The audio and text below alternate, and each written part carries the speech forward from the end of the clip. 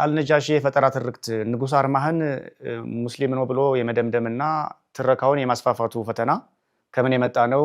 መንስኤውና መፍትሄው ምን ይሁን የሚለው ላይ በሁለት ነጥቦች ነው አስተያየት እንዲሰጡኝ የፈለኩት። መጀመሪያ ለዚህ ያመጣ ይሄ ትረካ እንዲስፋፋ ያደረገው መሰረታዊ መንስኤ ምንድን ነው ይላሉ። ሁለተኛው ጥያቄ ከዛ በኋላ የሚመልሱልኝ ይሄንን ችግር ይሄን ትረካ ለማክሸፍ ወደ እውነት ለመምጣት ህዝቡ እውነትን እንዲቀበል ለማድረግ ምን መደረግ አለበት ይላሉ የሚለው ይቀጥላል። በኋላ ከመንስኤውን ጀምር። አመሰግናለሁ። እነዚህ ወሳኝ ነጥቦች ናቸው። የኢትዮጵያ ኦርቶዶክስ ተዋሕዶ ቤተክርስቲያን ጥንታዊ ናት፣ ታሪካዊ ናት፣ በብቸኝነት የዘለቀች ናት፣ በኢትዮጵያ ደረጃ ትልቅ ምልክት ናት የሚለውን ሁኔታ ይሄን እንዳልሆነ ለማሳየትና ወይም ደግሞ የዚህ ታሪክ ተጋሪ የመሆን ፍላጎት ነው ትልቁ። ስለዚህ የታሪክ ሽሚያ ልንለው እንችላለን ሁለቱም። ይሄው እንዴት ነው? ለምሳሌ የዚህ አልነጃሺ ትርክት ጉዳይ ቀደም ብሎ የነበረ አይደለም። ይሄ ትርክት እንደውም ከዚህ ከደርግ መንግስት በኋላ በተለይም ደግሞ በኢህአዴግ መንግስት ነው በጣም ጎልቶ መነገር የጀመረው።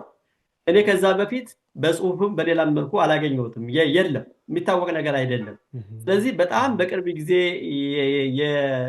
እየተስፋፋ ያለ ስሁት ትርክት ነው ብዬ ነው የምወስደው። እና አጠቃላይ ጭብጡ ምንድነው? ማሳየት የተፈለገው ነገር ምንድነው? ኢትዮጵያ ገና ከመጀመሪያው የእስላም አገር ሆና እንድትሳል ወይም ደግሞ ከመሐመድ በፊት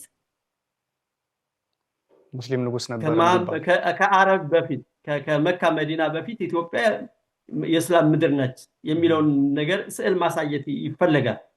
ስለዚህ ከመጀመሪያውም ኢትዮጵያ የእስላም ሀገር ነች የሚለውን ነገር ማሳየት አንድ ትልቁ ዓላማ ይመስለኛል። በደቂቀ እስጢፋ በኩል ደግሞ እነሱ የታድሶ ወይም የሪፎርሜሽን ንቅናቄ አራማጆች ናቸው ተብለው ስለሚታሰብ ኢትዮጵያ ከሉተር ከጀርመን በፊት ፕሮቴስታንት መነሻ ናት የሚለውን ስዕል ማሳየት ነው የተፈለገው። ስለዚህ ሁለቱ በዚህ የታሪክ ጥሚያ ላይ ተሰማርተው ይገኛሉ። ትክክለኛ ነገር ቢሆን መልካም ነበረ፣ ግን እንደዛ ስላልሆነ ነው። እዚህ እስልምናው በተመለከተ እንግዲህ የምታውቁት ነው፣ የሚታወቅ ነው በስፋት። መሐመድ የእስልምና ሃይማኖት መስራች፣ እነሱ ነብያችን የሚሉት መሐመድ የእስልምናን እምነት ማስፋፋት በጀመረበት ጊዜ ወገኖቹ ከመካ ቋሪሽ ከሚባሉ ህዝቦች ተቃውሞ ገጥሞት ነበረ። ስለዚህ በዚህ ምክንያት የተወሰኑ ተከታዮችን ወደ ኢትዮጵያ ልኳቸዋል።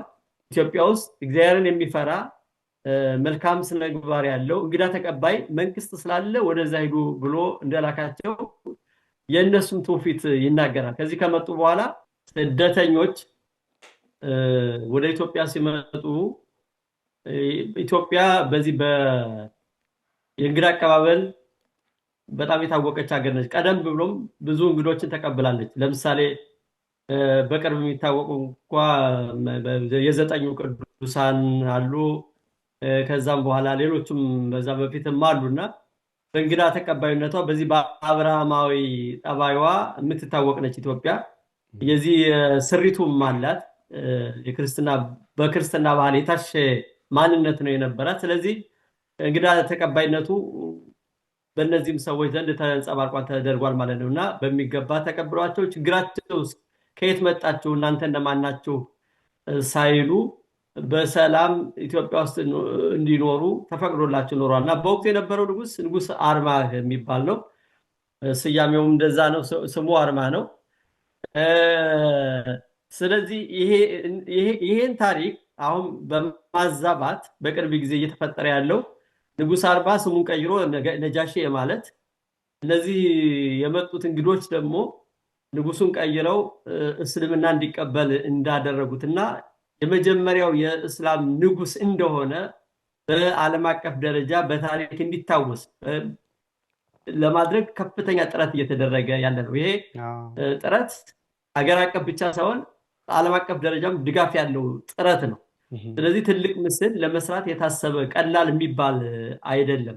ኢትዮጵያን በዛ ደረጃ እንድትሳል ለማድረግ የሚታለም ነው። ይሁንና ግን ከብዙ ነገር አንፃር ይሄ ትክክል እንዳልሆነ በማስረጃ አስደግፎ መግለጽ ይቻላል። መቼም ታሪክ ያለ ማስረጃ ሊሆን አይችልም። ያለ ማስረጃ የሚጻፍ ታሪክ የሞተ ነው፣ ሙት ነው። ለታሪክ እስትንፋሱ ማስረጃው ነው። ስለዚህ ከማስረጃ የሌለው ታሪክ ህይወት የለውም ማለት ነው። ህይወት የሌለው ነገር ደግሞ ይሸታል፣ ይከረፋል፣ ጥሩ ለጤናም የሚመች አይደለም ማለት ነው። ስለዚህ ያለ ማስረጃ የሚነገር ነገር በሙሉ ተቀባይነት ሊኖረው አይችልም። ስለዚህ ምንድነው ነገሩ ነው ሲጀመር እንደውም ከዚህ አንፃር ኢትዮጵያ በዚህ በስደተኞችን መብት በማክበር ደረጃ በሪከርድ የሰበረች ናት ማለት ነው። ከዚህ አንፃር መታየት የሚገባው ነው። ሲቀጥል ይሄ ያሉ በርካታ ማስረጃዎች አሉ። እንደው ዝም ብለን ከአመክንዮን ጀምር ከሎጂክ ያኔ ንጉስ አርማ ማለት በስድስተኛው መቶ ክፍለ ዘመን የነበረ ኢትዮጵያዊ ንጉስ ነው።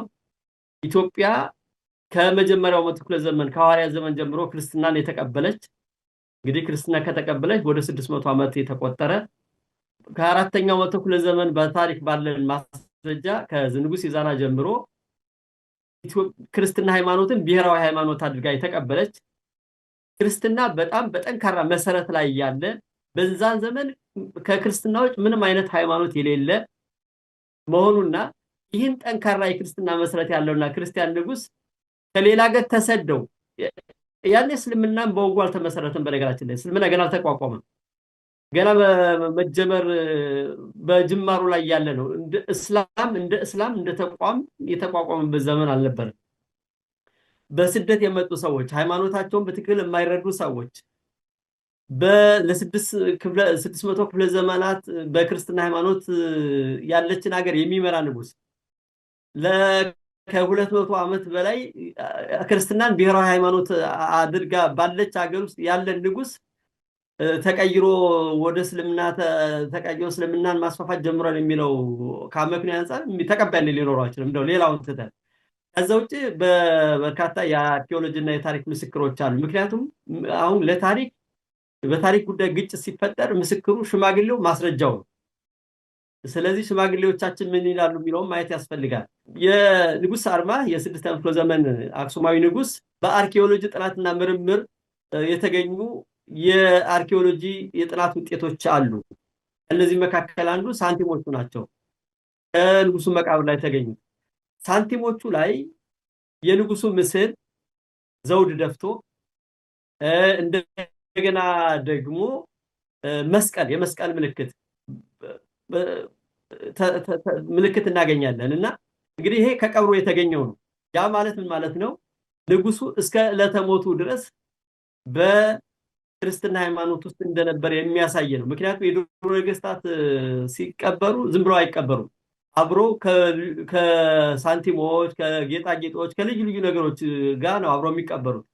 ስለዚህ የንጉሱ ምስል ስምም ጭምር የያዘ ነው እና በወቅቱ ንጉስ አርማ እንደሚባል ክርስቲያን እንደነበረ ያሉት የአርኪኦሎጂ ማሳያዎች ወይም ሳንቲሞች ላይ የተቀረጹ መስቀሎች እና ሌሎች ጉዳዮች ዘውዱ ራሱ ይሄንን የሚያመለክት ነው።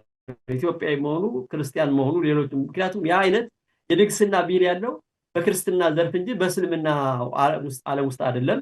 ስሙም ደግሞ አልነጃሺ ነጃሺ ማለት ንጉስ የሚለውን ወስደው ነው እንግዲህ ስሙን አልነጃሺ ብለው የተሳሳተ ስም ለመግለጽ የሚሞክሩትና ከዚህ አንፃር ትክክል አይደለም።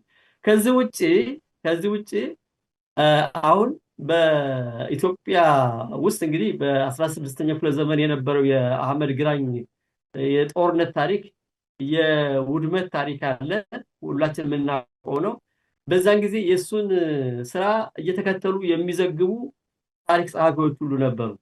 በዛን ዘመን አሁን ስለ ነጃሺ ወይም ስለዚህ እስልምና ስለተቀበለ ንጉስ ምንም የተነሳበት መንገድ የለም።